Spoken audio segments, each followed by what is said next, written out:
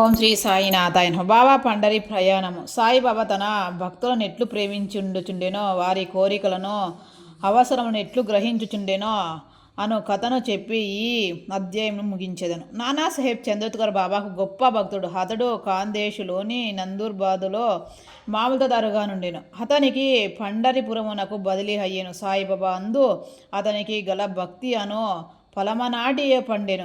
ఆ పండరిపురము భూలోక వైకుంఠమునందెరు.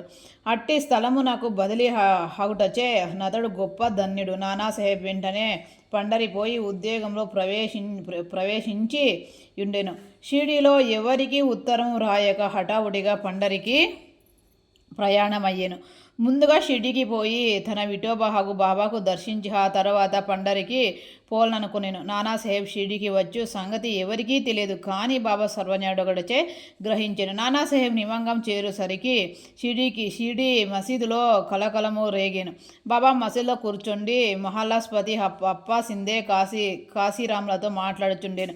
హఠాత్తుగా బాబా వారితో ఇట్లనేను, మన నలుగురము కలిసి భజన చేసేదము. పండరి ద్వారము తెరిచినారు కనుక ఆనందము పాడేదము. లెండు అందరూ కలిసి పాడదొరిగిరి.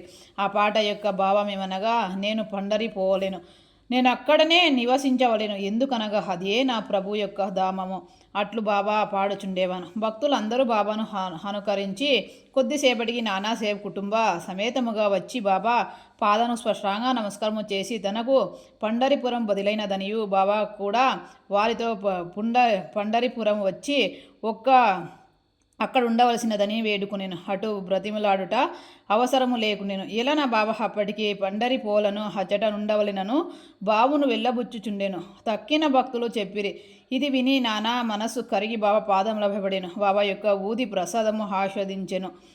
అనుజ్ఞానము పొందిన నానాసాహెబ్ పండరికి పోయెను. ఇట్టి భావాలీలలో కంతులేదు. 7వ అధ్యాయం సంపూర్ణం. ఓం శ్రీ సద్గురు సాయినాథార్పణమస్తు. శుభమో భవతు.